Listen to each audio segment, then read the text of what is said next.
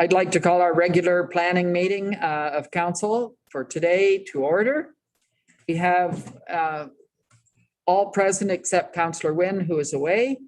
And we have an addenda, so I'm going to ask Mrs. Wilson to read the motion toward the addenda.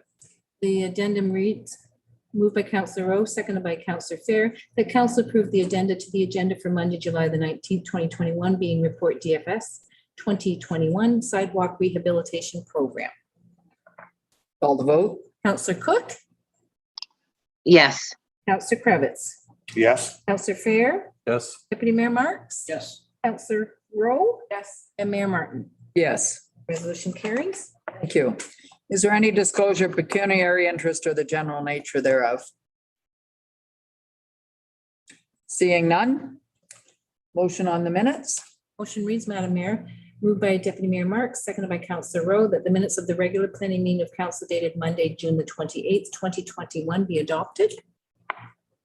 Any questions? If not, call the vote, please. Councillor Cook, Yes.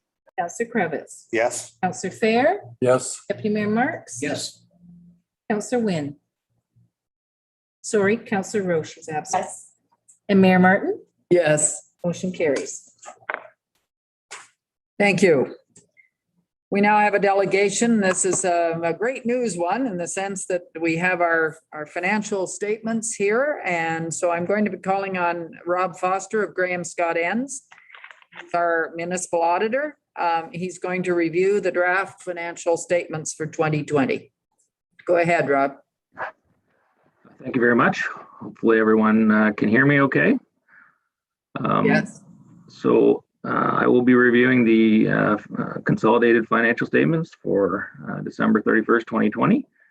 And as council has mentioned, it a little bit earlier than we've been used to. So this is, it is excellent news. Hopefully everyone has a copy of the financial statements in front of them. We'll move to our page 2, which is the independent auditor's report. So this is our opinion on these financial statements. And it is dated for today, assuming that council will approve these statements upon completion.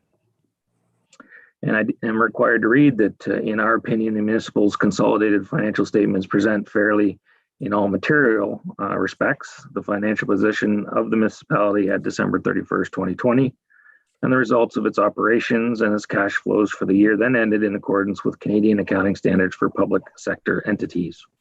So that is what is considered a non-qualified opinion. So that's the opinion that the council would be looking for, that we don't feel that there were any material errors in these financial statements. If we move on to page 4, which is our consolidated statement of financial position. And I will remind you again that these are consolidated, so they include your proportionate share of the primary water board. It has the not-for-profit consolidated in with it, as well as any secondary water boards, your proportionate shares. So we have the numbers as at December 20th, December 31st, 2020, as well as 2019 for comparative. But I'll just go through and hit some of the highlights. So loan receivable, the $1,077,000. So that's the loan that was originally given to Erie Thames when the electricity systems were sent out, and you earned about $78,000 worth of interest on that loan, consistent with other years. Taxes receivable, we are a little bit lower than previous years. Our arrears are fairly comparable. There was a small period where council across all of Ontario did defer some interest payments. So just keeping that in mind as well when we look at the interest earned and the overall collection process for arrears taxes. Accounts receivable.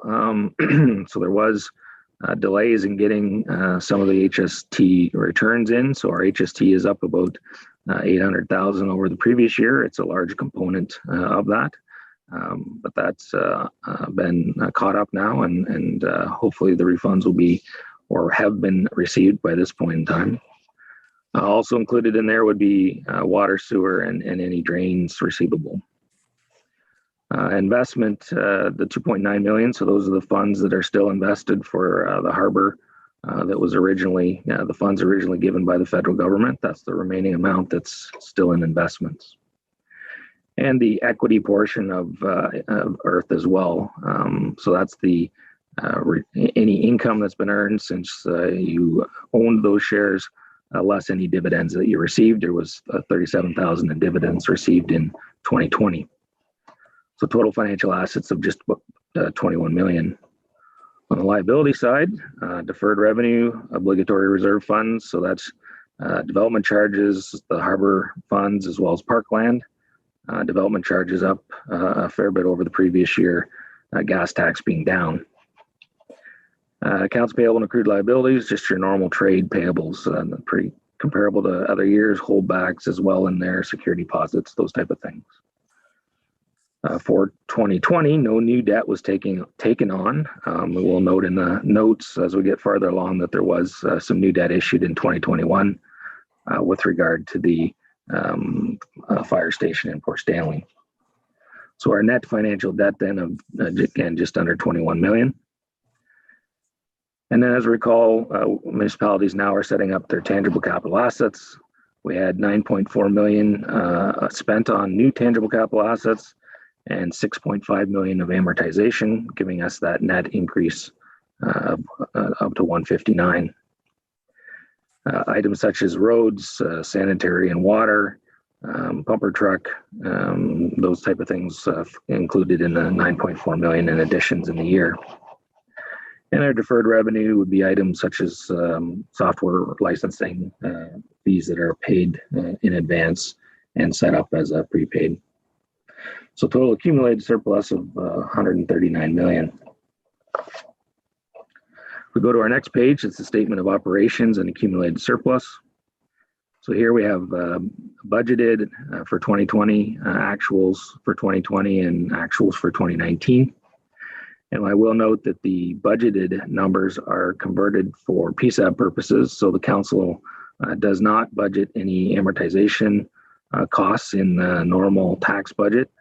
So these have been adapted to include amortization costs, as well as any revenues from transfers from reserves have been eliminated from either expense or revenue, which would be part of the normal operating budget.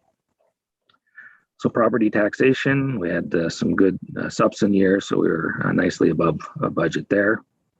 Taxation from other governments, so that's usually from other government bodies. And there was a supplemental done for the primary water board assets for both 18, 19, and 20, which resulted in a fairly substantial payment for the municipality. User charges, overall our water usage was above our budget number from what we expected. And then on the provincial grants, we were received some COVID funding that wasn't originally in the budget for 2020. When we look at contributions from benefiting landowners and developers, so that would be any drain work that would be done, as well as if there was a subdivision that was taken over by the municipality from developers, that type of thing, that would result in contributions from developers. We did have our interest from the harbor funds of 57,000. Other investment income, and as I noted, under other we have such things as our rents and our building permits, those type of things are in other. So total revenues of 29,775,000. On the expense side, general government, so we were under budget there. And I think similar to a lot of different municipalities, so without being able to do training and travel, there was a lot of reductions on the general government side. Similarly, protection and person and property, that's where the government asked us to put our costs related to COVID. So we're seeing some increased costs there. Transportation services, winter maintenance was one of the main reasons for being under budget. And And similarly, in our environmental services, the primary water boards share, they were under budget on some of their costs, which is affecting our number there. Recreation and cultural services, hydro cleaning, mostly COVID related savings there. And then on the planning and development, we had quite a bit less on the consulting side than we had originally budgeted for. So that gives us an annual surplus on a PSAB basis of 4.6 million, bringing us up to the 139 million. We go to our next page. So that's our statement of financial position. Changes basically when we factor out anything related to tangible capital assets. So overall, we had I guess a positive $1.7 million reduction in our net debt, financial debt. And similarly for the statement of cash flows, that's taking us from an accrual back to a cash basis. So the entity overall, the municipality raised just about 10.5 million, spending the bulk of that in the tangible capital asset side overall. So the good news is we get to go a little faster now. We're now getting into the financial statements, into the notes and the policies. So there was no changes in any of the accounting policies for the year. So we can move forward all the way to our page 13, note 2. So this is just giving us the market values and the costs for the harbor funds. I think we can move right along and go into our page 16, note 8. So again, I talked a little bit about the deferred revenues or obligatory reserve funds. So the changes in the balance development charges being the larger one there. Page 17, note 11 is our long-term debt. So no new debt taken on in the year. But if we go to the next page, we'll see that there was that debenture, 10-year debenture issued. The other thing I find on page 18, our note 11 continued. It's nice to see just for the user to see the differences in the tax debt where those funds are to be recovered from. So we have a little bit of roads that is coming from tax revenue, but the bulk of the debt relates to user charges, which will be water and sewer rates. Note 12. So that's our breakdown of our tangible capital assets in its various categories. As I've mentioned, just about 10.6 million in additions and 6.5 million in amortization. If we go forward to page 13, or sorry, page 21, note 13, I think it's always important for the ratepayer to see that accumulated surplus of 139 million. What it really relates to, it's not obviously operating in nature. The very first line is your budgeted operating surplus. So that's the one that would be on a day-to-day that is consolidated. So that does include a couple of other entities. But overall, the bulk of that surplus, obviously more than 159 million, is invested in tangible capital assets. We also have our reserves and our investment in earth in there as well. I think those were the main items I wanted to hit on in the financial statements. I would be happy to take any questions if there are any from council on the financial statements. Thank you, Rob. Any questions from council?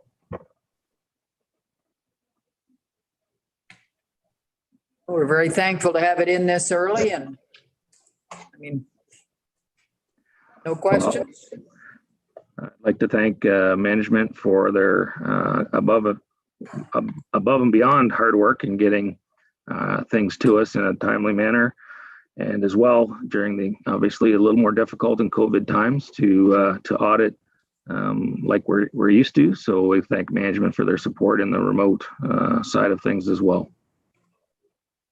Thank you. And we thank you too for the work, and thank you, Archana, for all the work you have done since you've come, because you came in partway through this. We have a motion. Go ahead, Mrs. Wilson. Motion reads, moved by Councillor Fair, seconded by Deputy Mayor Marks, that the Council of the Corporation of the Municipality of Central Elgin approve the 2020 financial statements and that the mayor be authorized to sign the 2020 audit findings letter. Call the vote. Councillor Cook, Yes. Councillor Kravitz, Yes. Councillor Fair, Yes. Deputy Mayor Marks, Yes. Councillor Rowe. Yes. Mayor Martin, Yes, resolution carries. thank you. And thank you, Mr. Foster.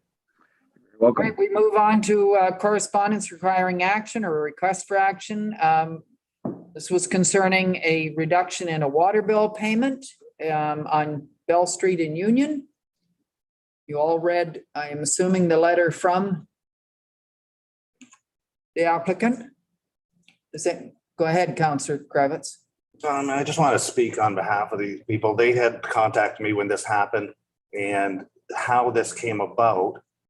Central Elgin staff read the meter at this house and noticed a really large usage in water at that location. And they shut the water off to the house at that time, Central Elgin staff did. And they were without water for 3 days trying to determine where the leak was.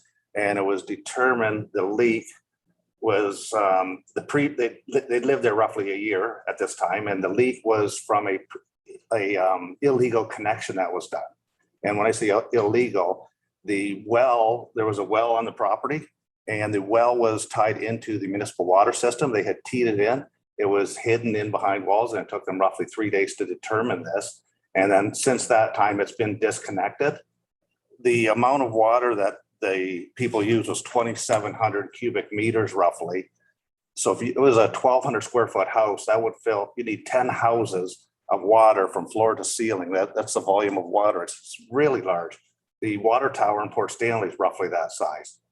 To put this in comparison, in the CN Watson study, the average water usage of 147 cubic meters, this is roughly 19 years of water use that this family did in a one billing period. It's a really large, substantial amount. If this water leak had happened on one of our mains, the water mains, the cost to the municipality, the initial cost would be roughly, as in the letter stated from the people at Bell Street, the 90 to 91 cents a cubic meter is roughly the cost that we pay to the primary water board from the Port Stanley location. And if this water leak had happened in our main, that would have been the initial cost, and this cost would have been put back onto the water users and to pay for that water loss. These people are actually proposing to pay for that water at that rate. And Mr. Brooks, I assume if I could ask Mr. Brooks, the cost of water that we pay at the water resort from the water plant, is that in the report, the 92 cents or 91 cents, is that the rate? Mr. Brooks? Through you, Madam Mayor, to Councillor Kravitz. The per cubic meter rate that we pay the Elgin primary system is 0.9052, so just under 91 cents a cubic meter. From the plant onwards is where we incur additional costs to the system as calculated by Watson. So that's where we come up with, in this case at the time, it was the consumption rate was $3.40. So that's where we get into applying costs such as operations, capital, regulatory, administration, and debt recovery costs, which is added on to that 91 cents that we do in fact purchase the water from the primary system. I think one thing that Mr. Kravitz didn't say was it was the previous owner who did the illegal hookup, not the current owners. Yes, sorry. Yes, that is true. And they had no idea this had happened because the pump in the well was shut off. And what happened? There was a fault in a check valve or a line froze in the well, and all the water was pumped directly back into the well.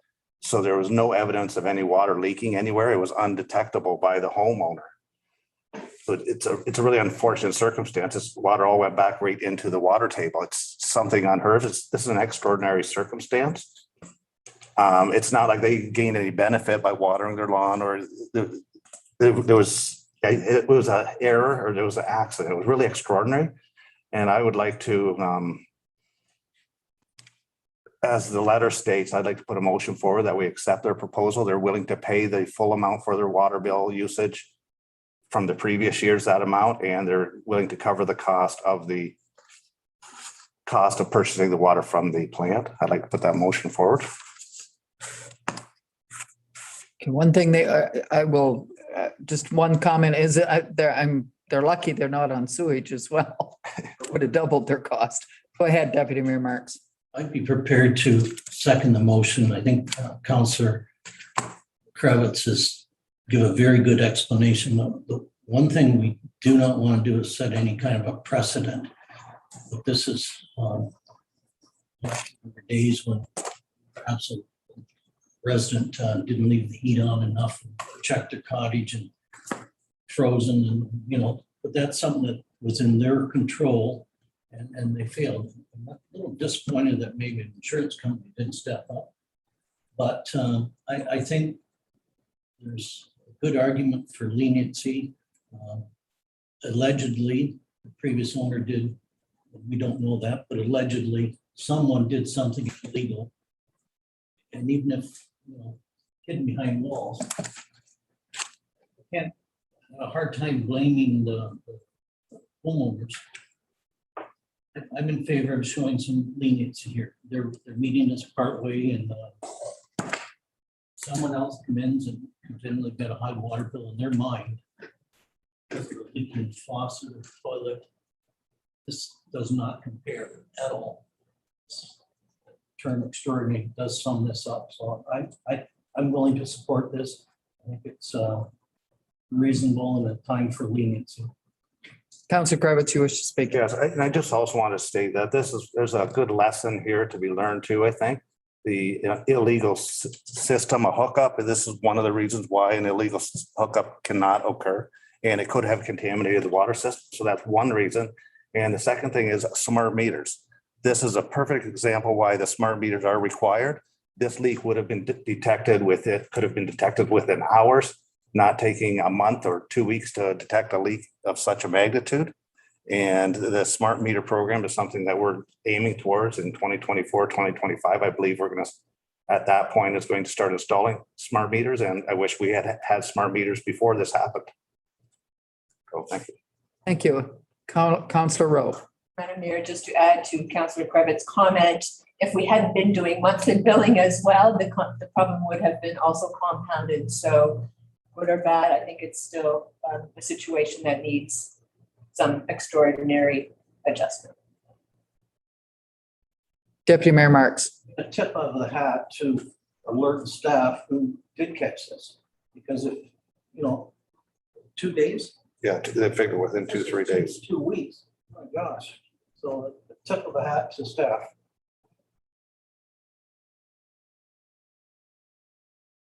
And I think that we probably should in future consider this idea that some of these municipalities have this forgiveness for when it's not the person's fault. But we would have to do that at the time we did our water rate study again and make sure that we incorporated the amount of money into there that would cover the costs that we would be losing if we did forgive someone. Like this is someone, as Deputy Mayor Marks was saying, I remember a cottage in Port Stanley that they went to Florida, left the furnace on and the furnace quit. Water was still there. It completely flooded the cottage and they lost the cottage. The whole thing was destroyed by the water leakage, but it was their own fault because they hadn't disconnected the water and they'd left it assuming their furnace would keep the whole place warm for months while they were gone. So this is extraordinary in the sense that these people are not the ones who are at fault and it was virtually undetectable. That's a good thing staff did find it. Any other questions or comments, please?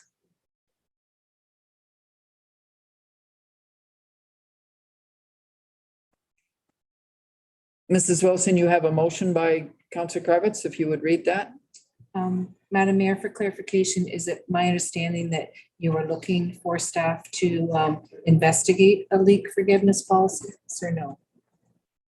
I would like to investigate a leak forgiveness policy for those not at fault.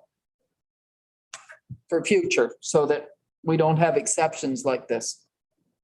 And that's something that we should do at the next time we do a water rate study, because I have to incorporate there, which is roughly 5-year time. Yeah. So in the meantime, I believe that the motion that I had was to accept the proposal by the applicant. Do you want them to look into the water forgiveness policy or wait until the next? Not do it, or just put it on the books that we will look at that with the next water rate study? It is something that we should look into, yes. How is it worded, Mrs. Wilson? I'll read the draft, Madam Mayor. Certainly. Whereas correspondence has been received from Bruce McIntyre and Roberta Storvold, 6044 Bell Street via Avar Environmental, seeking a reduction in their water bill dated March 2021 due to a leak at their residence. And whereas council does not have a leak forgiveness policy, now therefore be it resolved that council directs staff to reduce the water bill of Mr. McIntyre and Ms. Storvold dated March 2021 to the amount of $2,638.12, which represents the water used. And further, that council directs staff to prepare a leak forgiveness policy to bring forward for council's consideration at a future meeting. Should that? Yes, Mr. Brooks, go ahead. Through you, Madam Mayor, may I suggest to council that we defer the forgiveness policy? In order to properly fund a forgiveness policy, that really needs to be built into the water rates. Having just completed a water rate study, I would suggest that this be delayed until the next one. I believe we would be doing another water rate study in and around 2023 to support the license renewal. And that would be my recommendation to council, rather than look into this sort of policy after just completing a rate study. And that was what I was going to suggest too, Mr. Brooks, is I was going to ask Diane to change the wording there, because that's what Councillor Kravitz also said, that we look into a forgiveness policy at the time of the next water rate study. Can we change the draft motion to that? Sorry. Go ahead. So you would like that on the motion, or do you just, as Mr. Brooks has suggested, bring something back in future? You want it added to this motion? You had the other part on the motion, so all I was going to say was that the staff wouldn't be looking into it until we do our next water rate study. That was all I was suggesting. Would you rather it just taken off? Council, what are your thoughts? Do you want it taken off or left on there with the idea it would be looked into at the next water rate study? Councillor Fair. I would say take it off and then just somewhere have a notation so we realize this has to be addressed when the next water study comes up, just as a note, so it's not forgotten. Yeah, I'll be Fine with that? that's fine. Okay. Mr. Shipway. No concern from staff. We're going to carry out whatever direction council tells us to carry out. I think from an operational perspective, one thing staff want to be clear on is that historically, anything beyond the meter has been considered private, the responsibility of the private owner. We haven't had to try to decipher if it was the intent, if it was a responsibility or anything like that. So we understand council's justifying this as that it's extraordinary because of the previous property owner and those things that led up to it. And we are still empowered to tell the public if there's a leak that council does not have a forgiveness policy. Council's justifying that this is a one-off. We just really want to be sure we understand your direction, because it was not 2 months ago, we were told verbatim that staff need to tighten their belts. So we want to make sure that we understand how we're supposed to operationalize your decisions here. And if you're justifying it based on the extraordinary characteristics and that's fine. But then when other persons come forward with leaks, we want to ensure that we're carrying out council direction to say we do not have a leak forgiveness policy, so that we're not bringing forward requests to council every meeting. We just really want to be sure we're operationalizing this properly, because we don't want to be left out on a limb saying no to someone and then get told, no, we should have brought it to council. So staff are still directed to say we do not have a leak forgiveness policy. This is a one-off that council is justifying based on extraordinary circumstances. I just want to confirm that for operational matters before you pass this resolution. Deputy Mayor Marks. I would be in favor that we leave it off, period. And absolutely, this 20 years that I've been around here, that we've never given in so much as a pail of water. And I expected the statement, this is extraordinary circumstances. Unless someone's got a bigger story, I won't entertain it. So, It's extraordinary in that fact also, it's not this family's fault. They were not at fault. It was an illegal thing done by the previous owner. So I think we're all in agreement with what Mr. Shipway said. There is no forgiveness policy. This is extraordinary, and no, we're not going to, when they request, other people request. It's on their property and they've owned it and their fault. They're paying for it. Would you call the motion then? I'll read the motion again, Madam Mayor. Certainly. The amendment as per council's direction. Moved by Councillor Cravitz, seconded by Deputy Mayor Marks, whereas council has received correspondence from Bruce McIntyre and Roberta Storvold, 6044 Bell Street via Avar Environmental, seeking a reduction in their water bill dated March 2021 due to a leak at their residence. Now therefore be it resolved that council directs staff to reduce the water bill of Mr. McIntyre and Ms. Storvold dated March 2021 to the amount of $2,638.12, which represents the water used. Thank you. Could you just add extraordinary water use at the end?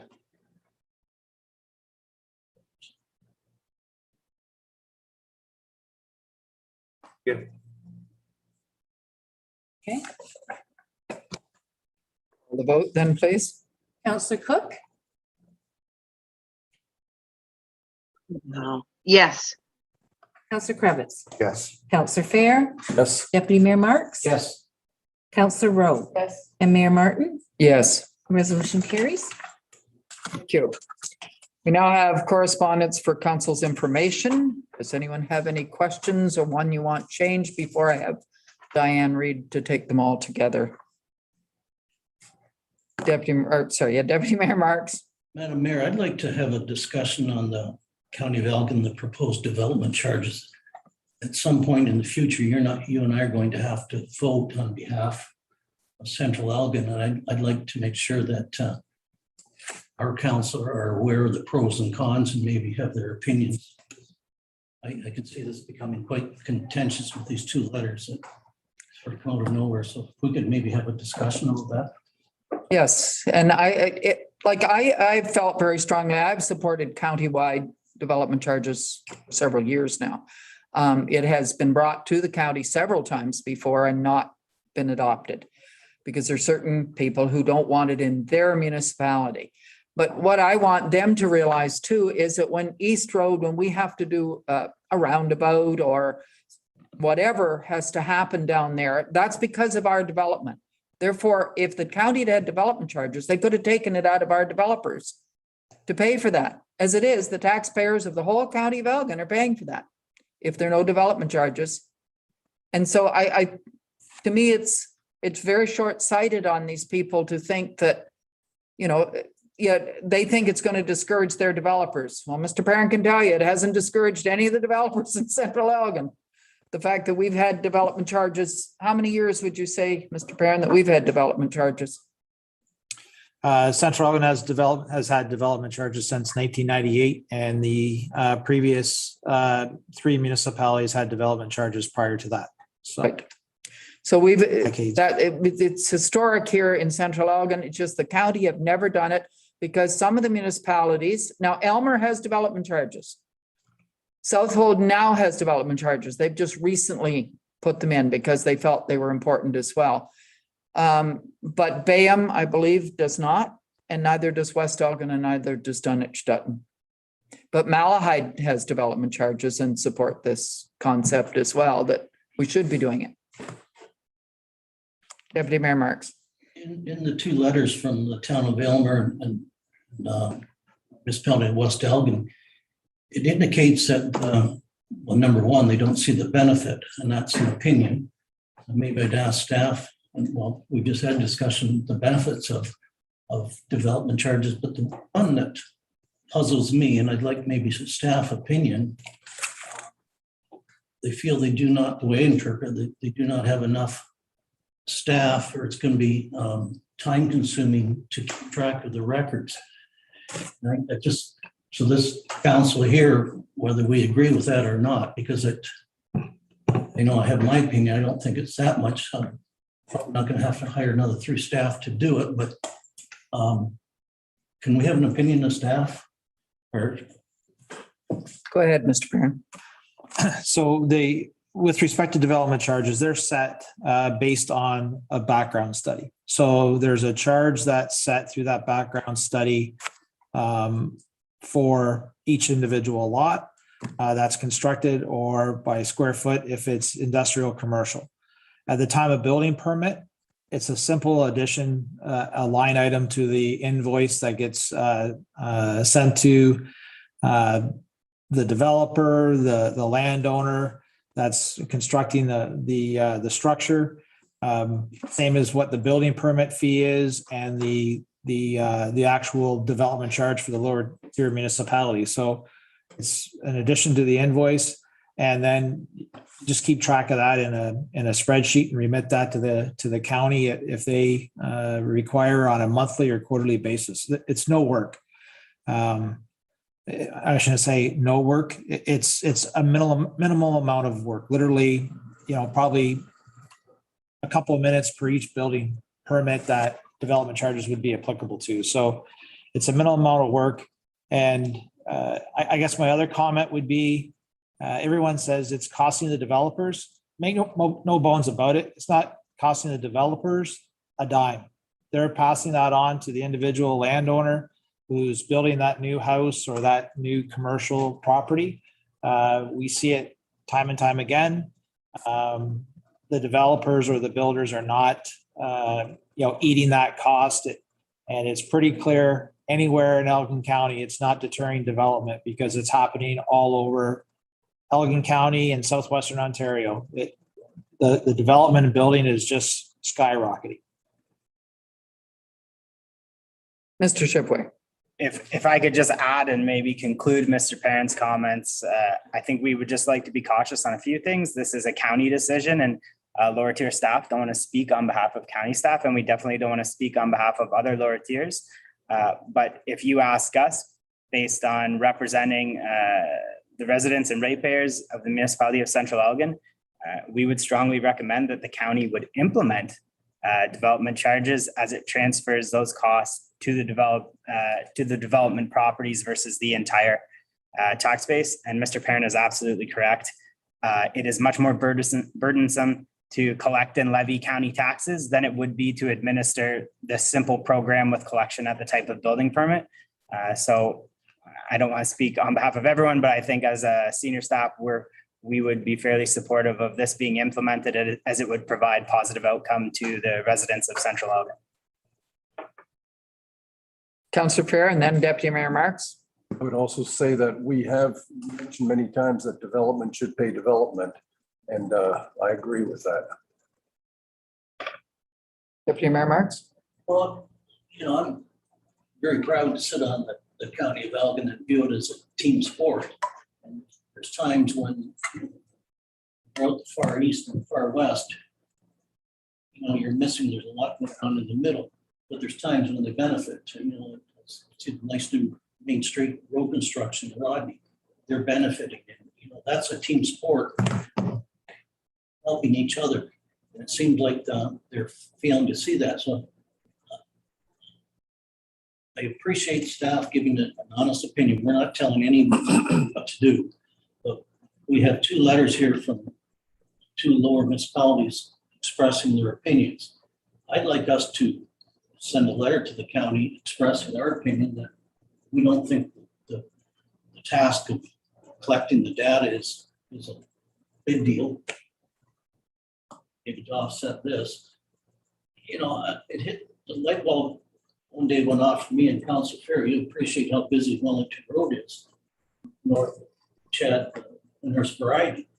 And we've had many requests for traffic light there. It's probably slowed down a bit with everyone working from home last year, but at times that's very hard to get out of the two subdivisions on both sides. Back in the day, if we had a development charge, growth would pay for it. But now it'll be just a bill that the county will have to pay the day that they decide to do that. The need is there. So I think it is short-sighted. And I think this council probably should send a letter similar to this expressing our opinion.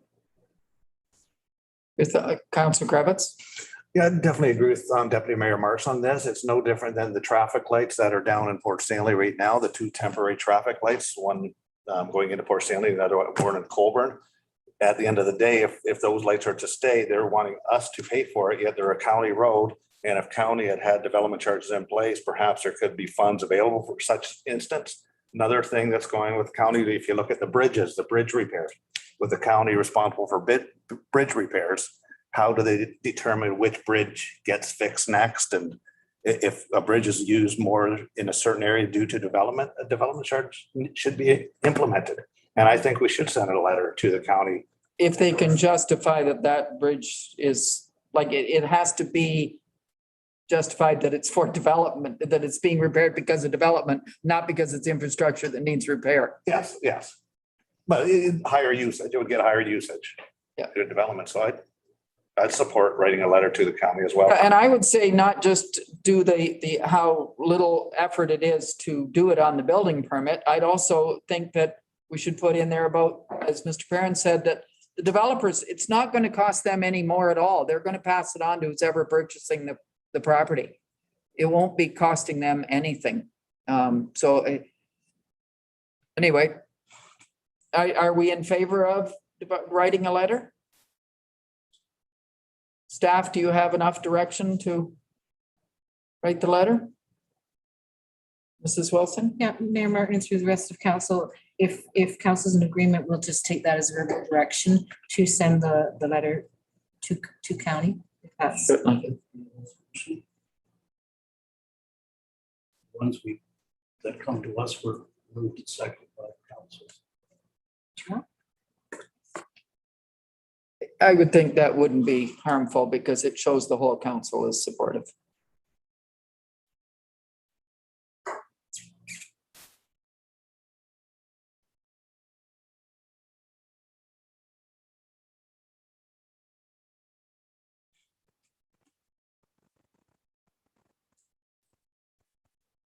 If we do a resolution, I would be quite willing to move it. Do we have a seconder for it? Councilor Rowe? Give Mrs. Wilson a chance to write up the resolution.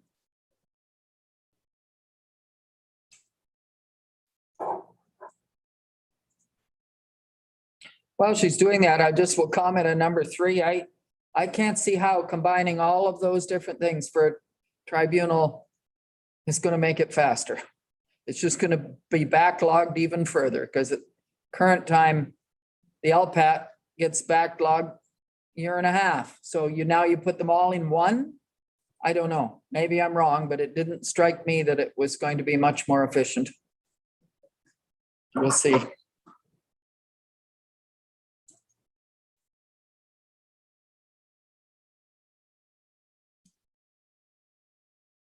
So that was Councillor Fair. Councillor Fair and Councillor Rowe.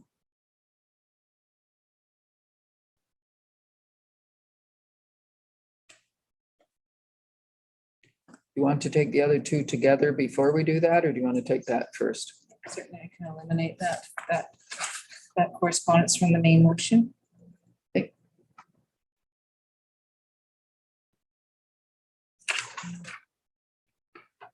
Resolution. Go ahead. For the balance of the correspondence, moved by Councillor Rowe, seconded by Councillor Fair, that correspondence items number 1 and number 3 inclusive be received as information and filed. Call the vote. Councillor Cook.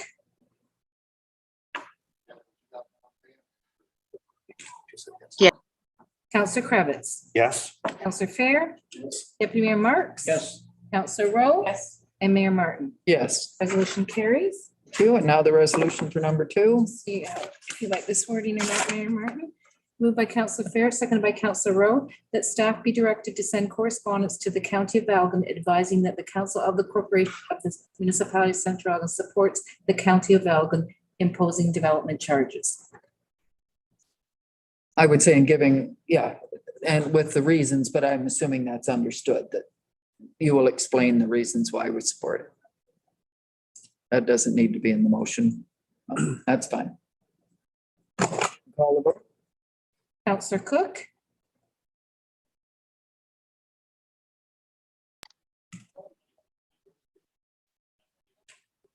Councillor Cook, Yes.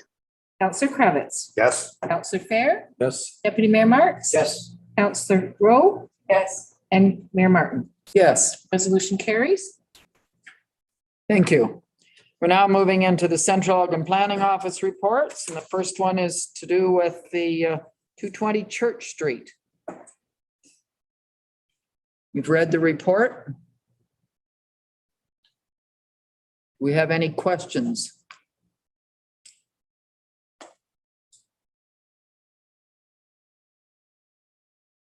Seeing none, would you read the motion, please? Motion reads, Madam Mayor, moved by Deputy Mayor Marks, seconded by Councillor Fair, that report CP 2821, application for consent number E5521, Anthony and Cheryl Bennett, 220 Church Street be received as information, and that council has no objections to consent number E5521, subject to the following recommended conditions. The severed land be merged in title with the abutting lot to the south, being 216 Church Street, that subsection 3 or 5 of section 50 of the Planning Act RSO 1990 as amended shall apply to any subsequent conveyance or transaction involving the subject lands. The solicitor for the applicant is to provide an undertaking whereby they inform the committee in writing that the lands are being conveyed to an abutting property owner and thus a merger of title will take place, which merger shall include all interests held inclusive or mortgagee's interest. The municipality be supplied with a copy of the reference plan and a drainage reassessment be done if necessary at the owner's expense. Thank you. Would you call the vote? Councillor Cook, Yeah. Councillor Kravitz, Yes. Councillor Fair, Yeah. Deputy Mayor Marks, Yes. Councillor Rowe, Yes. and Mayor Martin. Yes, Resolution carries.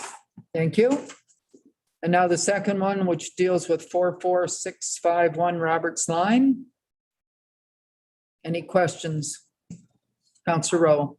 Madam Mayor, it's just a question through you to whomever. There's one line in there that says options to bring the accessory building into conformity gives 3 options, I guess. And so is that an expected decision from this council, or is staff making that decision? It's either the removal, the relocation, or it's recognized through the zoning bylaw amendment. Mr. McComb? Thank you, Madam Mayor. This is typically something that staff would work with the applicant on what their options are. And as long as a condition is brought into conformity, we work with them on the options, whatever's best for them. Thank you. Any other questions? If not, would you read the motion, please? The motion reads, Madam Mayor, moved by Councillor Rowe, seconded by Deputy Mayor Marks, that report CEP 21 application for a consent number E5921 Malcolm John Ferguson 44651 Roberts Line be received as information, and that council has no objections to consent number E5921, subject to the following recommended conditions: approval of a zoning bylaw amendment to prohibit residential dwelling on the retained lot, the existing accessory building on the severed lot be brought into conformity with the zoning bylaw, the municipality be supplied with a copy of the reference plan, and a drainage reassessment be done if necessary at the owner's expense. Call the vote, please. Councillor Cook,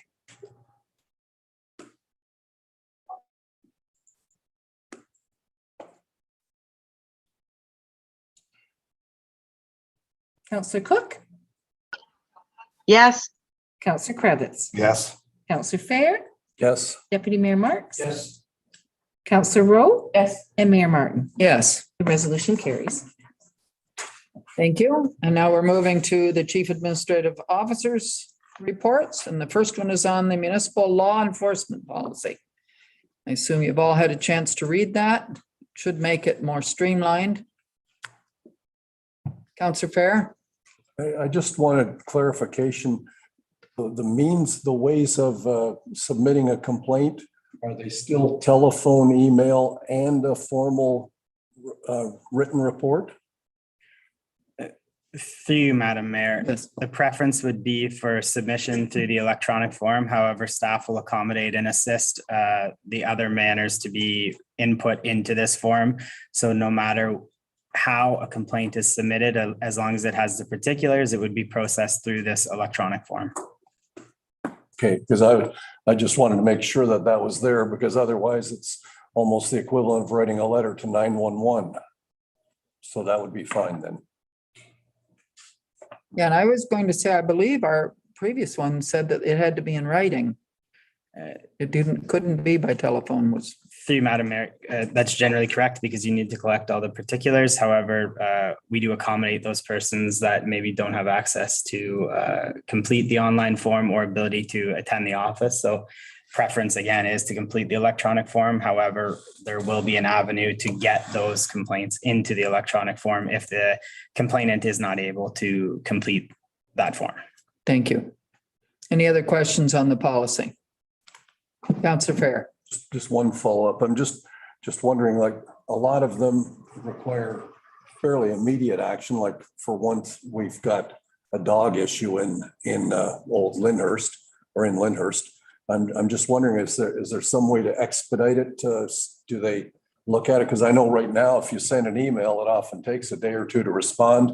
And some of these are immediate issues that need a very immediate response. Through you, Madam Mayor, this process should generally be more effective and efficient than the historic process. Response to complaints is dictated by council's approved level of service based on the budget. But the way this system works is when a complaint is submitted, an email is automatically generated to advise staff that this has been submitted and to process it in accordance with approved guidelines. If it is still an emergency, obviously persons are intended to contact 911 or the OPP. Councillor Rowe. Thank you, Madam Mayor. Just for the public, I guess. So is there an expectation that there is any follow-up to the requester, I will call it, as to the status of any of the complaints? Because I know that happens, at least to me, it does. So I just wondered what the right protocol was to be telling the public in that respect. Through you, Madam Mayor, yes, the intent is to kind of streamline and frankly cut out some of the inefficient communication that doesn't serve to providing a better outcome and to ensure that persons know they can just complete this form. It serves no enhancement to go to a member of council because this process treats a member of council the same way as a member of the public. This process is enhanced that when a complaint is submitted, you're given a link like you would track delivery of an online order, and it will tell you 3 stages of your bylaw complaint. It is submitted, so that means it has been received. 2, it is in process. It is in various forms of investigation or enforcement. And 3, completed. The bylaw complaint has been completed to the status that the officer deems this able to be completed too. So those would be the three updates provided by the ability to monitor the complaint electronically. Additionally, at any time, the enforcement officer or staff require additional information, they may contact the complainant. But the goal here is ultimately to serve as sort of the neutral arbiter of the bylaws and try to gain compliance and provide that outcome to the public.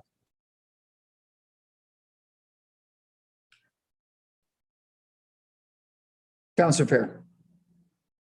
Is there some process so that the public really is clear on what this process is? Because up to now, they don't seem to be clear. They contact us, they go on Facebook, and I'm just wondering if there's a way of communicating it so that it becomes more common knowledge.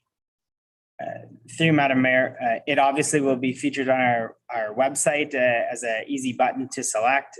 We can look at a more robust rollout, but also generally my experience with implementation of a process like this and a form is that over time through education, That's going to be the most effective. So if someone contacts the municipality, we advise them there's a form available online. You can do this at your own leisure.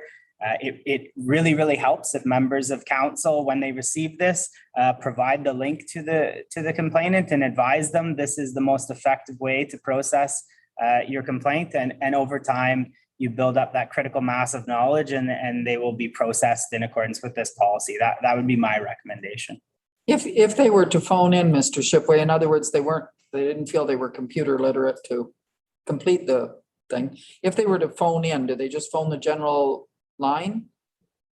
Through Madam Mayor, yes. Okay, thank you. Just so that if they come to us, we know where to send them. Yeah. Just general line, it would be processed accordingly. But again, we would encourage everyone to utilize the form. It's intuitive, very easy to complete. Doesn't have to be saved. You just type directly into it. And that would be the most efficient way forward. Thank you. Any other questions concerning this? If not, would you read the motion, please? Motion reads, Madam Mayor, moved by Councillor Fair, seconded by Councillor Rowe, that the Council of the Municipality of Central Elgin receive report CO 3421, municipal law enforcement policy for information, and that staff be directed to bring forward a bylaw to adopt a municipal law enforcement policy for council consideration. Call the vote, please. Councillor Cook, Yes. Councillor Krebitz. Yes. Councillor Fair, Yes. Deputy Mayor Marks, Yes. Councillor Rowe. Yes. And Mayor Martin. Yes, Resolution carries. thank you. Now we're looking at the revised salary administration policy. As you know, in the past, or several of you know that we did unionized staff in January and we did non-union in June, et cetera. So this is looking toward getting everything coordinated so it isn't all over the place. And it helps with succession planning. Any questions? Councillor Fair. Just a comment. I see it's 0.7%. Given the real inflation rates, it doesn't seem as if it's even close to reality, but that's what it is. The real inflation rate that we're experiencing is much higher than that currently.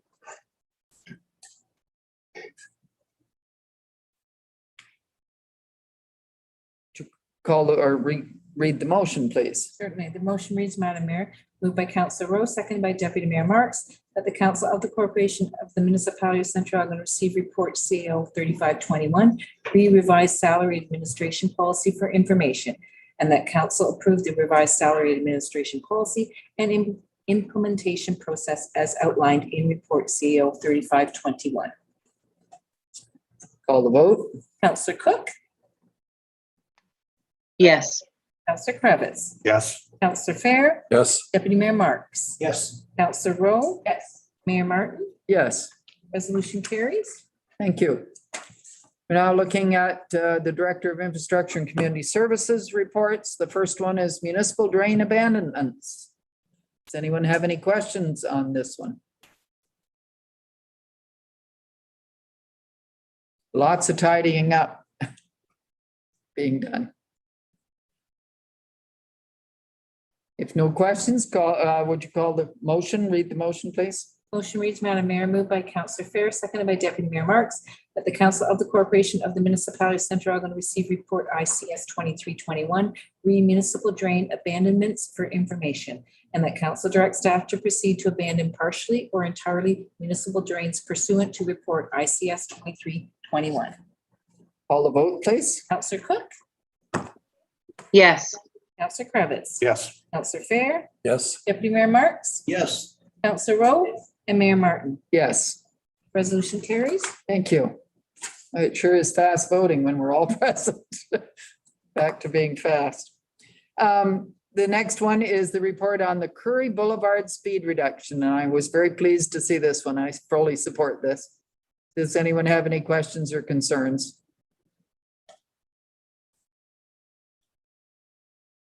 If not, would you read the motion, please? The motion reads, Madam Mayor, moved by Councillor Rowe, seconded by Councillor Fair, that the Council of the Corporation of the Municipality of Central Elgin receive report ICS 2521, Curry Boulevard speed reduction as information, and that council direct staff to bring forward bylaw 2614 to reduce the speed limit on Curry Boulevard to 30 kilometers per hour from East Road to a point 50 meters east of Vimy Ridge. All the vote, please. Councillor Cook, Yes. Councillor Kravitz, Yes. Councillor Fair, Yes. Deputy Mayor Marks, Yes. Councillor Rowe, Yes. and Mayor Martin. Yes, Resolution carries. thank you. And now the one on the parks bylaw. Any questions on that one? Counselor Fair. I just wondered, it said 11 PM. I'm just wondering, doesn't that seem quite late for a park? I know some say sunset or something, but I'm thinking 11 o'clock is pretty late in a park. What are the thoughts on moving it to a little bit earlier, like even 10 o'clock? Most noise bylaws even are 10 o'clock. I was going to say our noise bylaws are 10 o'clock in all, many locations. Deputy Mayor Marks. Perhaps staff could indicate why they picked 11 o'clock, because I haven't got a preference for. Mr. Brooks, do you wish to speak to that?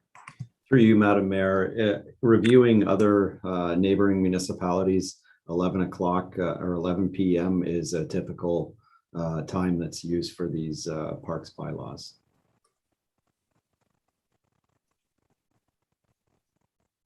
Councillor Fair.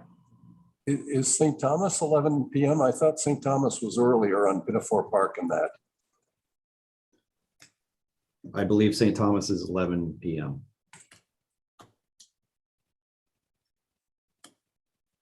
Mr. Shipway, sorry. Thank you, Madam Mayor. Yeah, Mr. Brooks, I believe is correct on this one. And also, Mr. Brooks, correct me if I'm wrong. Some of our facilities do have rentals that may extend until 11 PM, correct? That's correct.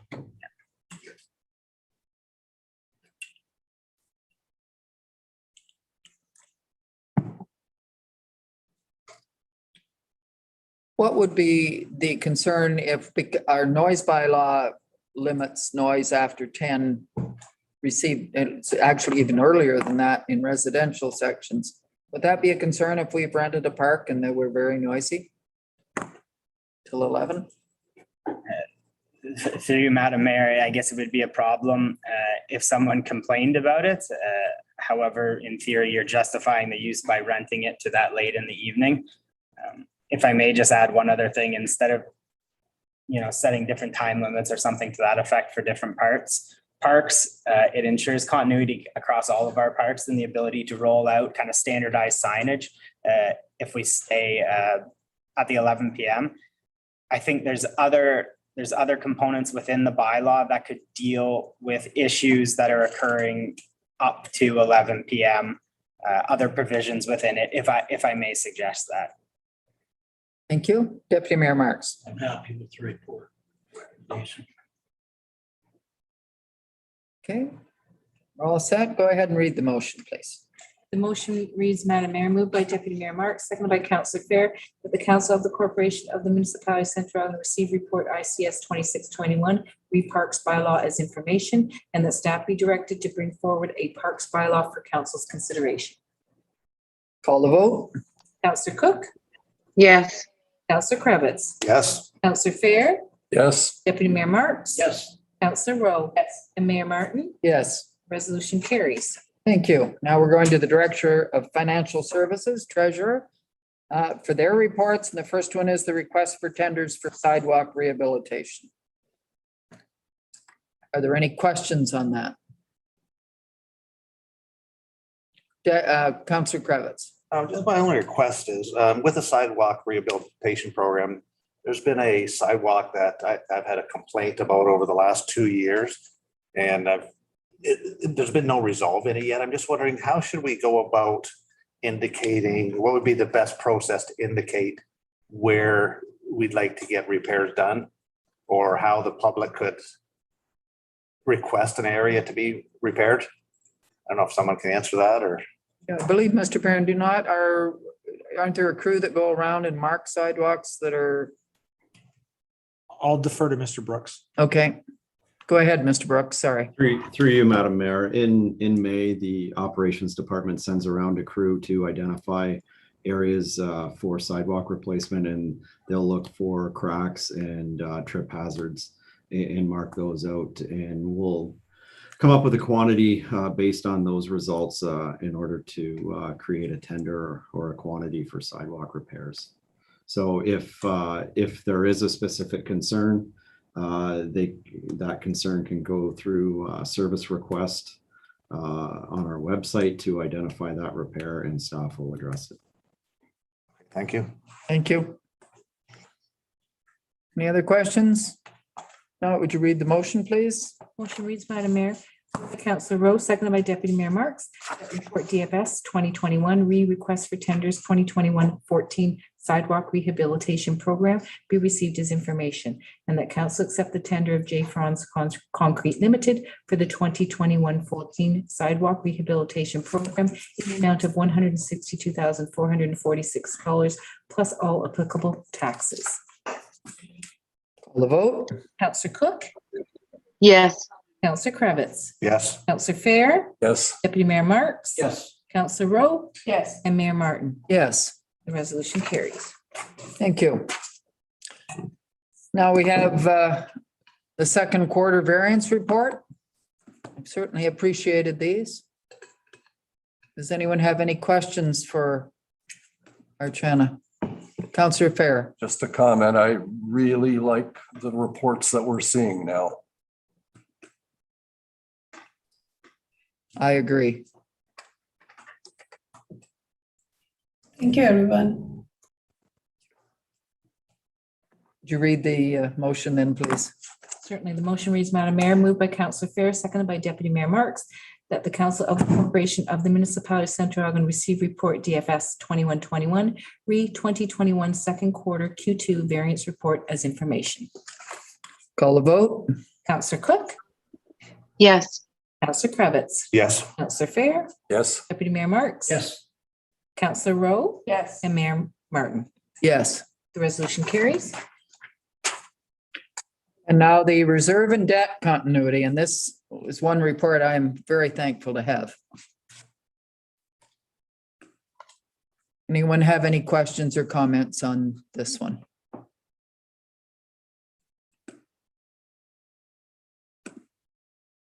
If not, would you read the motion, please? The motion reads, Madam Mayor, moved by Councillor Rowe, seconded by Councillor Fair, that the Council of the Corporation of the Municipality of Central Elgin receive report DFS 2221, re-reserve and debt continuity report as information. Call the vote, please. Councillor Cook, yes, Councillor Kravitz, Yes. Councillor Fair, yes, Deputy Mayor Marks. Yes. Councillor Rowe. Mayor Martin. Yes, Resolution carries. thank you. Now our Director of Fire Rescue, Fire Chief, the monthly alarm activity report. Does anyone have any questions? I told Mr. Ormerod he probably wouldn't get any questions. He said, good, because he wasn't on duty when all of these happened. So would you read the motion, please? The motion reads, moved by Deputy Mayor Marks, seconded by Councillor Rowe, that the Council of the Corporation of the Municipality of Central Elgin receive report FS 0821, monthly alarm activities for June 2021 as information. Go ahead and call the vote. I was going to say, Mr. Ormerod, did you want to speak? I saw that you turned your video on. I am perfectly fine, Madam Mayor, for not speaking. Thank you. Thank you. Go ahead and call the vote then, please. Councillor Cook,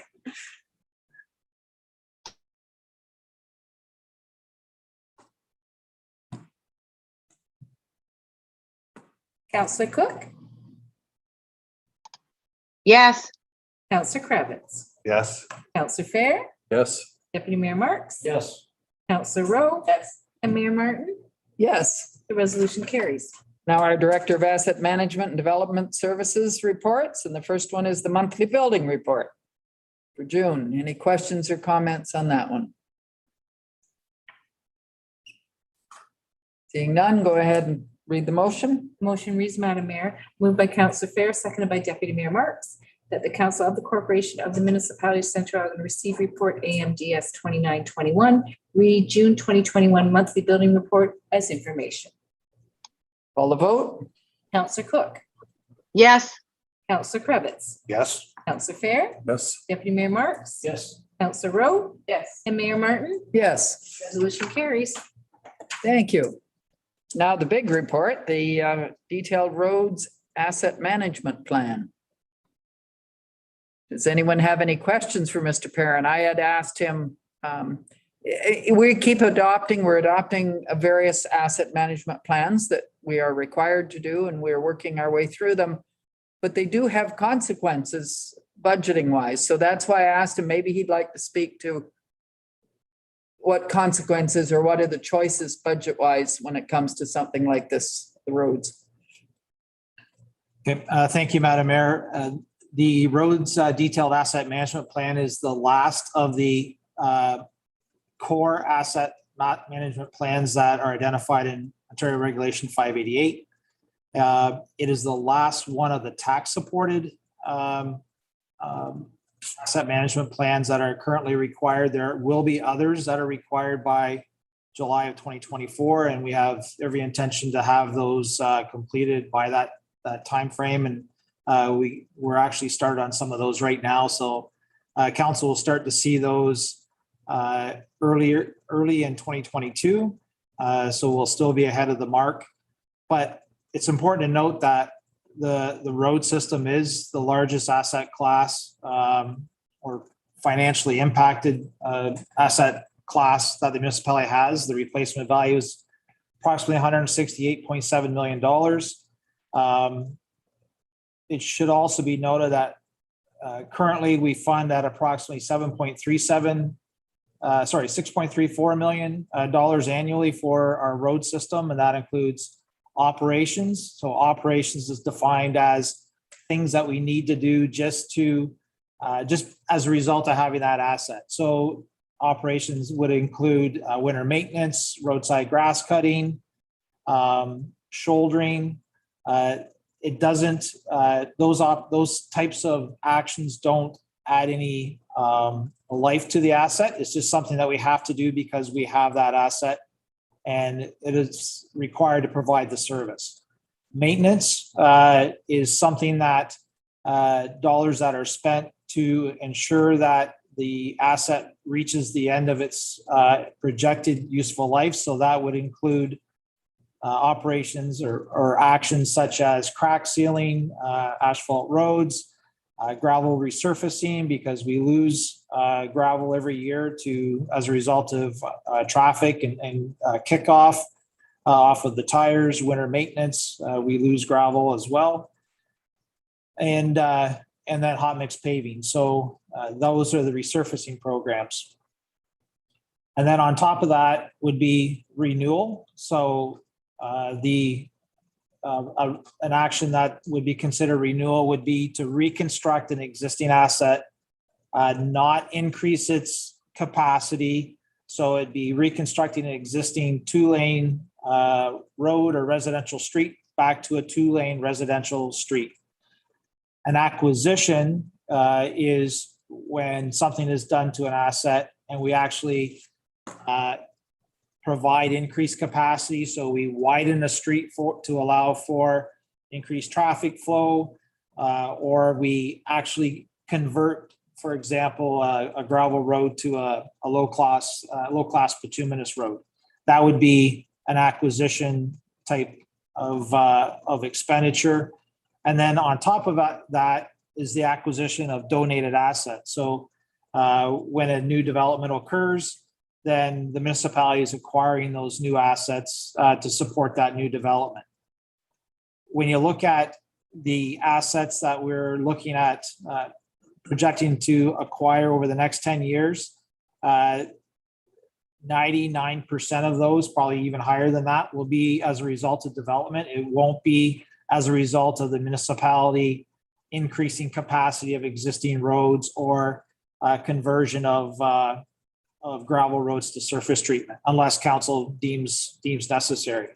When you look at the amount of acquired assets over the next 10 years, It equates in today's dollars, if we utilize 2021 dollars, at approximately 19.25 million over the next 10 years.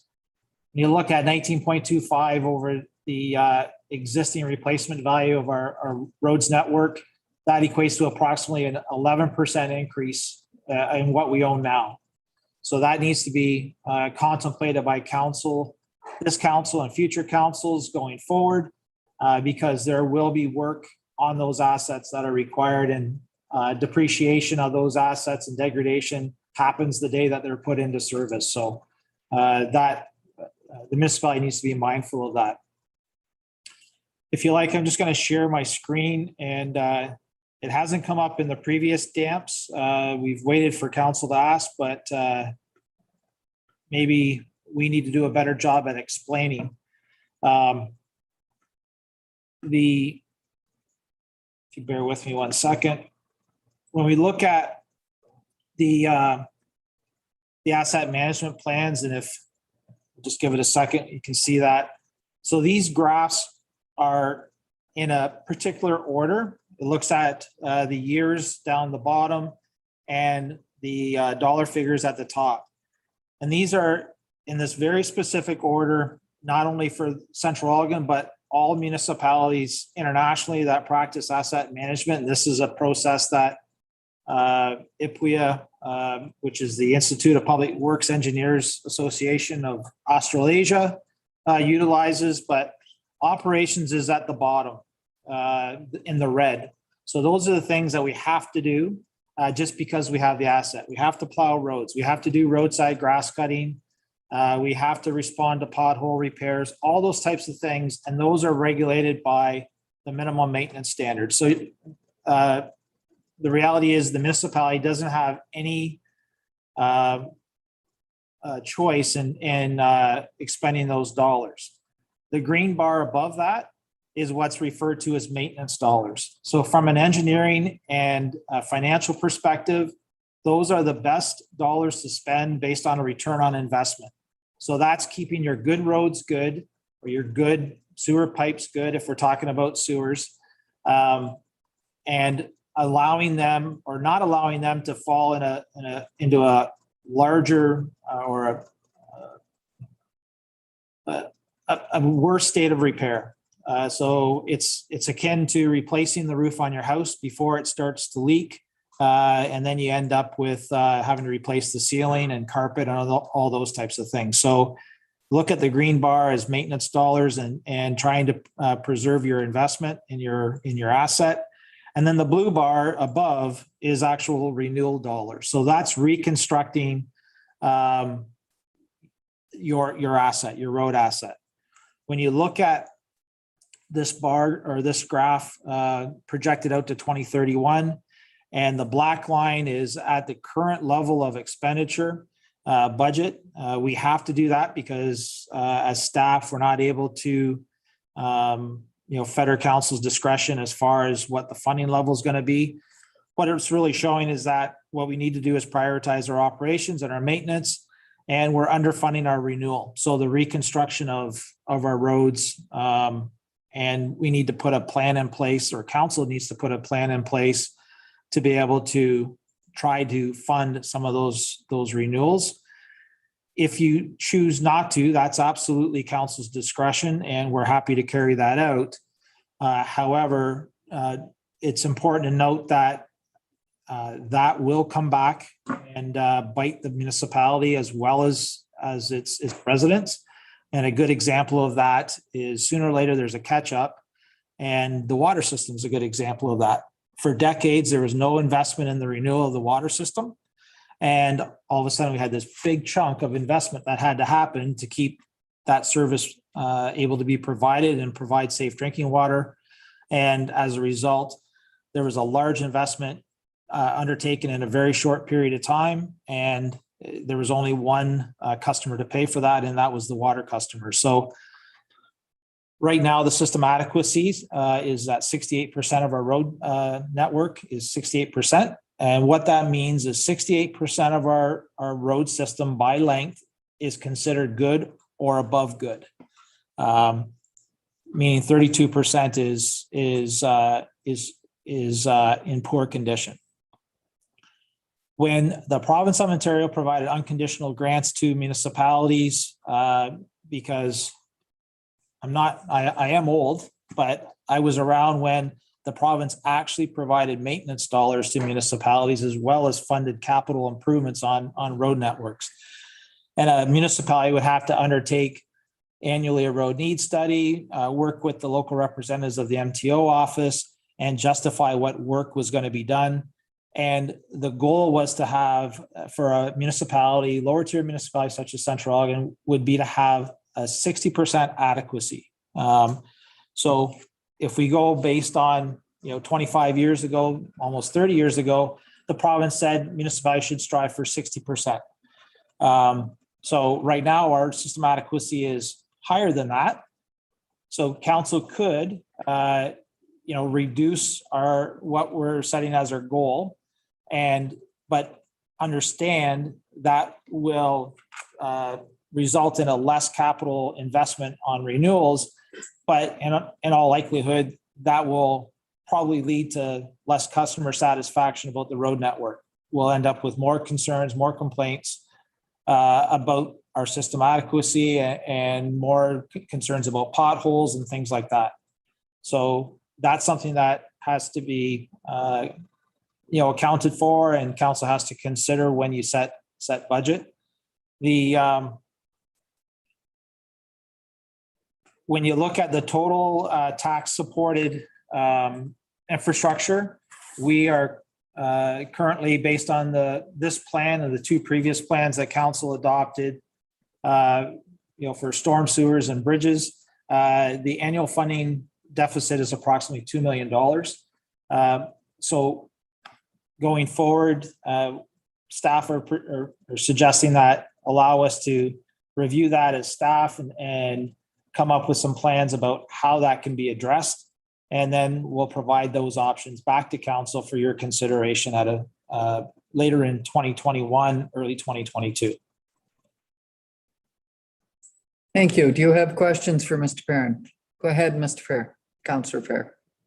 Just a question. I know, Lloyd, you've been really increasing the standards of the assets that we accept, so that we're not running into accepting assets that don't have a very good life or aren't properly built. I'm just wondering, given we're accepting all these assets, is there any way that we could somewhere, how creatively, have some sort of a warranty coverage within an asset? Like I know in a car, you've got a warranty. I'm just wondering if there's some way of developing a charge there that would help us towards the early maintenance. Through you, Madam Mayor, the municipality does have a warranty period within our development agreements now. So there is a maintenance period as well as a warranty period. When you look at infrastructure, when it's from the time that it's constructed to when the municipality assumes it, if you recall, there's a bylaw later on in the agenda for a development. You're looking at around 4 to 5 years anyway, where the developer is responsible. Know though that this infrastructure is long lasting. It has, its life expectancy is generally generations. So we can extend warranty in the first, and we're already at what's probably beyond what some municipalities require for warranty as far as the length of time that warranty has to be provided. But the real expense comes, 10 years down the road, 7 years down the road, and then again at 20. So for example, on a residential street, we should be in there probably within 7 years, 5 years, seal up any cracks, keep that going so water doesn't get into the roadbed. And then within 20 years, we should be repaving that street to make sure it reaches its end of its useful life by year 60. So, the surface of the surface asphalt has a shorter life period than the base. And the whole idea is back to get the best return on investment, do that repaving when it needs to be done, So you don't end up with larger capital investment as a result of base failure and having to redo the entire road. So we are already having extended warranty periods in our new development. I guess my comment would be with all asset classes, sometimes it's better to have more higher densities in your development to accommodate the housing need rather than to just create all single family residential and create all new subdivisions. So when there's intensification on existing services, infilling, for example, that is less capital exposure in the long term to the municipality because it's on already existing assets that we're contemplating now. So for example, the municipality's harbor secondary plan, a lot of that development will utilize existing services for sewer and water. It's not similar to, or it's the exact opposite for a new subdivision that's, extending a settlement boundary where it's all new sewer, all new water, new roads that the municipality has to maintain and contemplate for reinvestment in the future. Councillor Kravitz, then Deputy Mayor Marks. Yeah, just when I was reading this report, it just said we had 210 kilometers of roads. That really shocked me. I thought we had a lot more. And then talking to Mr. Perrin, there's still the 200 kilometers of county roads that aren't in this plan. And what level would the county be at with their asset management plan? Are they at the 68%? The amount of work that we do in Central Elgin, we maintain the snow plowing for all the roads and various other things, everything we do. And then we charge the county. Would we be further had to take roads back, or what level are they at? Mr. Perrin. Well, I would highly recommend that. I don't think we would want to take roads back because I can't speak to the existing level of service that we have, but that the county has and where their system adequacy is at. I'm sorry, I don't know that. That being said, just from a philosophical standpoint, if we take back those county roads or the municipality assume those county roads, that means those county road expenditures are going to be borne entirely by residents of Central Elgin rather than all the residents of the county of Elgin. And also understand that the highest traffic volume county roads lie within the municipality of Central Elgin compared to the county. That's just where the population is. So we tend to have a higher percentage of higher volume roads than maybe our municipal partners in the east and the west. So with that comes increased operational costs because under the minimum maintenance standards, we have to respond earlier to, for example, snow plowing or winter control. Pothole can't be as large because of the traffic volumes that are there. And we have to respond quicker. So those operational costs will definitely increase. Right now, the county's paying for that. And they're also paying for the maintenance. So the repaving and the crack sealing, those types of things as well. So when we did our asset management plans, we were very conscious of removing any operational costs and maintenance costs that Central Elgin staff undertake on the county road system. So while our actual budgets may be higher, we took the expenditure out, but we also took out the revenue from the county that we receive as well. I'm sorry, Paul, go ahead. Through you, Madam Mayor, just to build on Mr. Perrin's comment, the county or lower tier municipalities identified a concern with the road maintenance agreement overall, and the county agreed and is funding a third-party consultant and a working group across the county to assess and review the road maintenance agreement. And this would include some of the things you're speaking about there into the status that the county maintains their roads and their asset management practices from a capital perspective. So I'm quite confident by the end of that, governance, funding, and all of that will be borne out, and hopefully it ends up with a very good deal for the lower tier municipalities, specifically Central Elgin. Tom, you wish to speak? That was one of the recommendations of the service delivery review. I'm actually looking forward to that. A comment to Mr. Perrin, memory serves me correct. You and Councilor Fair give a presentation. Was it Good Roads or was it at Ottawa? At Ottawa and at Aylmer. Almost 2 years ago now, am I correct? It was 2019. Yeah. Coming up, it's almost next month, but I was left with the perception that, as usual, Central Elgin was being recognized because we're really leading the pack. A lot of other people are really kind of trying to get ready to start down this process. Would you say that we're still leading the pack? Do you feel that our neighbors and people across Southwestern Ontario are well underway with this? Is my perception then that we were way ahead of everyone? I'd rather not speak to where we are with respect to other municipalities. I can advise that since 1998, Central Elgin has definitely employed the principles of good asset management and return on investment for capital dollars as well as maintenance, with the goal to try to improve our overall asset classes. In fairness, we haven't spent dedicated funding, for example, for roads or for bridges and for storm sewers. We've tried to soften that with our road system. I can say that from a system adequacy standpoint for our road system, there's probably not too many municipalities, Central Elgin's size, lower tier municipalities that can boast a system adequacy of 68%. We have a pretty robust road system. That doesn't mean that all the residents are happy. We have people that aren't happy with the condition of the road.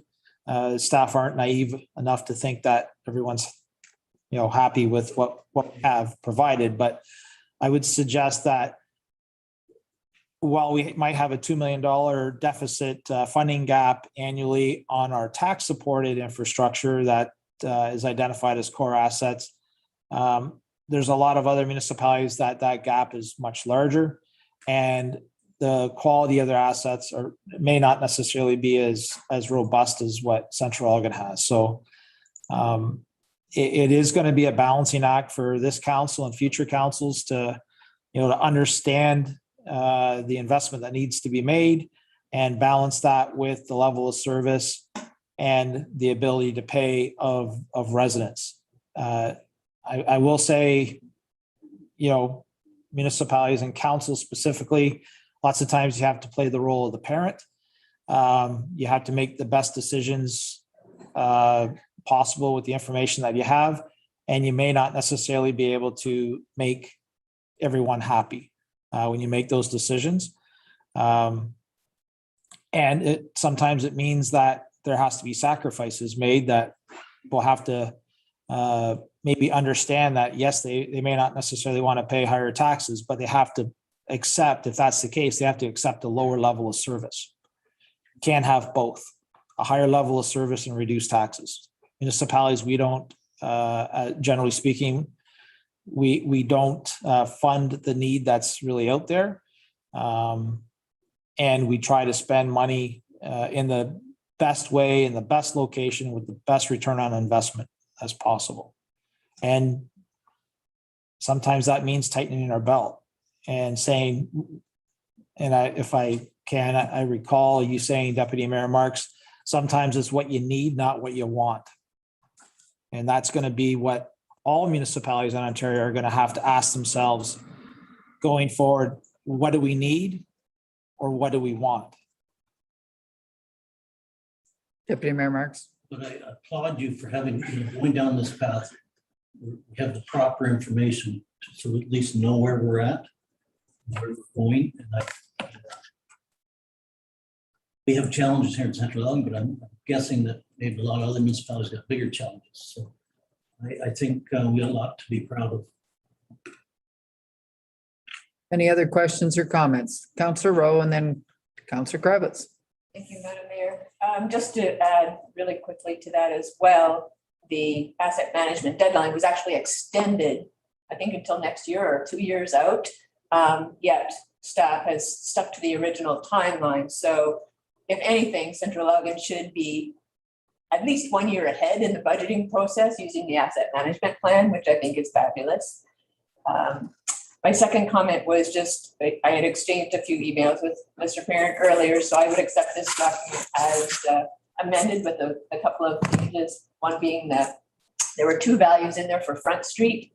So he's just going to make them consistent with one another. And then there was 1 road that was missing on page 56, for lack of better direction.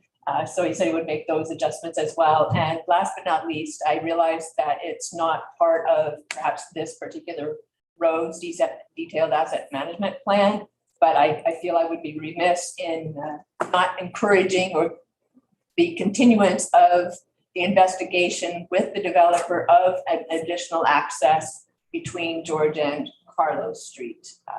George Street is called out as a critical road, and it absolutely is, just given the population that's on there and being a dead end. But not having that second access, or actually having that second access, would sort of reduce that criticality somewhat. Anyway, so that's all I have to say. Thank you. Councillor Krebitz. I just want to thank Mr. Perrin and his team for getting this asset management plan, but I wish he'd stop doing them, because now we're $2 million in deficit that we're gonna have to, pay more attention come budget time next year. And like was mentioned, the have and the wants, we have to really watch what we're doing. It's shown clearly the $2 million deficit on an ongoing basis. So it's frustrating. Thank you. Thank you. Any other comments or questions? If not, would you read the motion, please, Diane? Motion reads, moved by Councillor Rowe, seconded by Councillor Fair, that the Council of the Corporation of the Municipality of Central Elgin receive report AMDS 3021, read detailed asset management plan pertaining to the road system assets as information, and that Council approve the detailed asset management plan for road system assets dated July 2021. Call the vote. Councillor Cook, Yes. Councillor Krebitz, Yes. Councillor Fair, Yes. Deputy Mayor Marks. Yes. Councillor Rowe, Yes. and Mayor Martin. Yes. Resolution carries. Thank you. Okay, Eagle Ridge subdivision, neighborhood park naming. Any questions or comments on that one? Councillor Rowe. Make sure we spelled Terry correctly. The name.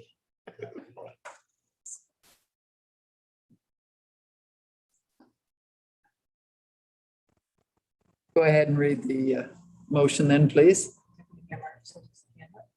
Pardon me? I'm sorry. Go ahead. But Madam Mayor, quick comment. I think it's extremely appropriate. Greg, one of the 3 Terry boys, the oldest, and at my time years ago on Kettle Creek, he is a true man of stewardship. He very, very much values the environment and always has. So I think it's very appropriate. I'm sure his brothers are proud that we're doing this, and his dad and sister.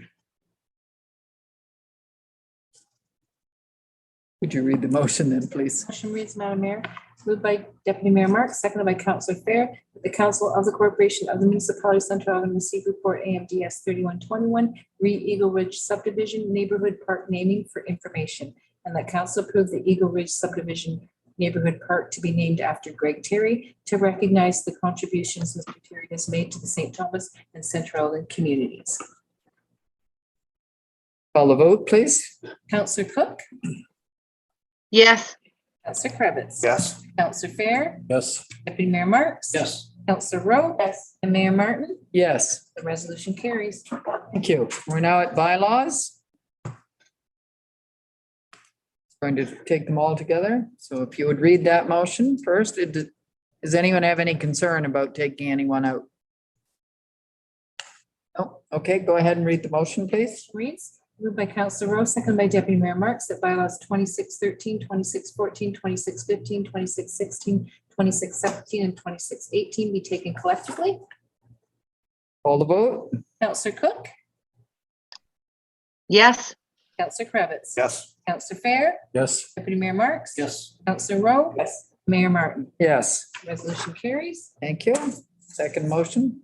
Second motion on the bylaws, moved by Deputy Mayor Marks, seconded by Counselor Fair, that bylaws 2613, 2614, 2615, 2616, 2617, and 2618 be read a first, second time.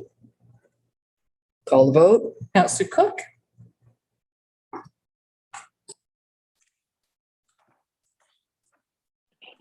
yes, Counselor Cravitz, Yes. Counselor Fair, Yes. Deputy Mayor Marks, Yes.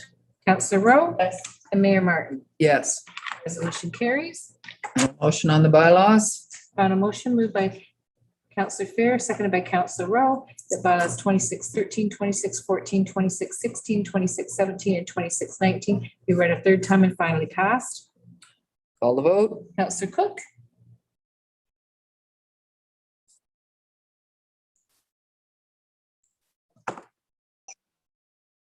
yes, Counselor Cravitz, Yes. Counselor Fair, Yes. Deputy Mayor Marks, Yes. Counselor Rowe, Yes. and Mayor Martin. Yes, The resolution carries. thank you.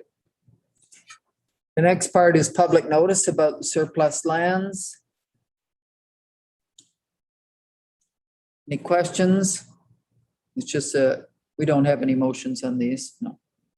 Just public notice about when that will be and the harbor secondary plan, and hallelujah, we've got a date set, so we'll look forward to that one. Any questions on either of those? Make sure everybody knows August the 10th for the harbor secondary. Okay, and I believe, is this Councilor Rowe, you wanted to speak about parking fines, was it, or someone else? No? I can, yes. I had submitted something just because we were talking about at one of the Port Stanley Community Policing meetings about what goes on in the village and so on. And so the parking charge came up, and I just know that there are plenty of instances, I guess, where the tickets are accepted because the amount is so small, whether that's, most of the people that are coming from outside of Central Elgin perhaps. But anyway, so when I had spoken to Mr. Shipway about it, he actually said that staff was in process of reviewing that activity, I guess. There's sort of two parts to it maybe, and he could speak to that maybe a little bit better, but there's sort of the bylaw portion, which is the EG1 bylaw, which my understanding is it has been amended numerous times. And so he's trying to get his arms around that. And then if any portion of those charges are in the under the purview of the user fee committee as well, they'll probably be handled separately. But I'll let Mr. Shipway speak to the next steps. Thank you. Through Madam Mayor, yes. Ms. Wilson has a resolution prepared, and it would effectively direct staff to update the parking bylaw. It has a significant number of amendments, and it's very difficult for the average person to follow. And this would also provide us an opportunity to present the current set fines and recommend new set fines to move forward that maybe are more punitive and would give thought to just violating the bylaw. Thank you. Would you like to read the motion, Mrs. Wilson? Certainly, the motion reads, moved by Counselor Rowe, seconded by Counselor Fair, that staff be directed to update and consolidate bylaw EG1, the parking bylaw, inclusive of updating set fine amounts, and bring forward for council's consideration. Thank you. Call the vote? Counselor Cook,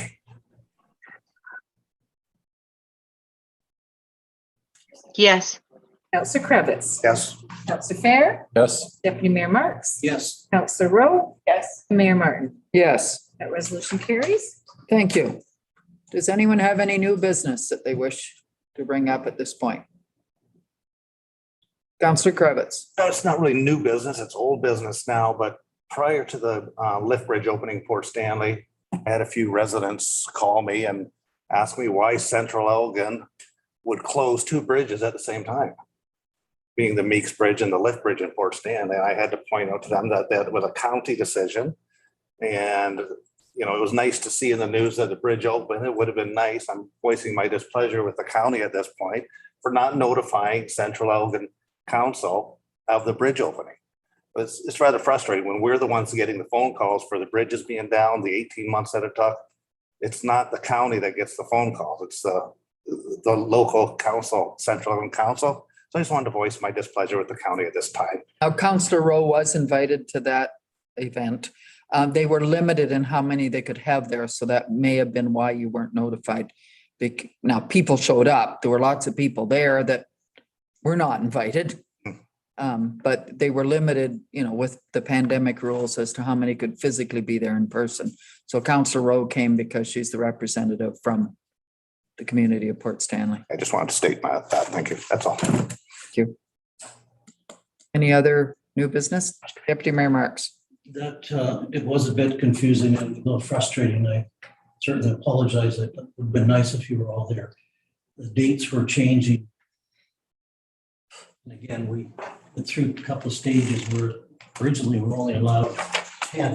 And then as the health unit allowed us in our province into the next group up to a few more. But that was why Mayor Martin and I actually went down and pre-recorded the virtual bridge opening, because we didn't expect that we'd be allowed to have anyone. And then when it was unfortunate delay, it kind of went on. So there's some tense days there. We're wondering what was going to happen. Some of the like hour by hour. So We didn't even know till just the day before that was going to happen. So Anyways, that's fine. good point. Councillor Fair. I just had one question. In the news, it said that the bridge came in under budget. I just wondered how it was originally going to be around 1.2 or 1.5, then it went to 2, then it went to 3, then it went to 5.2 million. Then apparently it went to 7.4, and now it's back at 5.7, which is way higher than the original. I'm just wondering, how could it be said that it was under budget? I don't recall it ever being 1 million. No, because even I thought it was, and then it went up to 5.4, and then it went higher yet. I just wondered how it could be under budget when it, the news, they were saying it ballooned up to 5.2. This was last year. Deputy Mayor Marks. Mayor Martin can correct me if I'm wrong, but we only had the one report come to council when we approved it. And that was the same time we approved. Part of that was widening 2 roads. And that was your couple of crosswalks we put in. 2 crosswalks. So that and cost for the temporary signals, the 2 traffic signals. So that was all part of the whole project. That we only ever had one, and it was never ballooned. It stayed the same, and it actually did come in 1.7 million under. And it was unfortunately delayed, but there were penalties in place every day, so that was a set price. So all in all, other than the delay, it's a pretty good news story. I think we could dig out the county budget report. I'm sure Brian Lima would have it at his fingertips. And just so you know, with the Meeks Bridge, and partly the reason we had 2 bridges at once was the Port Bruce Bridge, of course, opened. We had that bridge available. We were offered 3 choices, and one was Meeks Bridge, Fulton's Bridge, and Jamestown Bridge. One of those would be replaced with the bridge that the temporary bridge out of Port Bruce, and it was determined that Meeks Bridge had the most traffic. So that's why it was chosen. It's too bad we had 2 at the same time. I know people in Southold felt they couldn't get anywhere. They didn't have many exits from Southold into Central Elgin. Anything else under new business? If not, motion to adjourn, please. The motion reads, Madam Mayor, moved by Deputy Mayor Marks, seconded by Councillor Rowe, that the regular planning meeting dated Monday, July the 19th, 2021 be adjourned at 3:53 p.m. and the next regular planning meeting of council be scheduled for Monday, August the 16th, 2021 at 2 p.m. Call the vote. Councillor Cook, Yes. Councillor Cravitz, Yes. Councillor Fair, Yes. Deputy Mayor Marks. Yes. Councillor Rowe, Yes. the Mayor Martin. Yes, Resolution carries. thank you.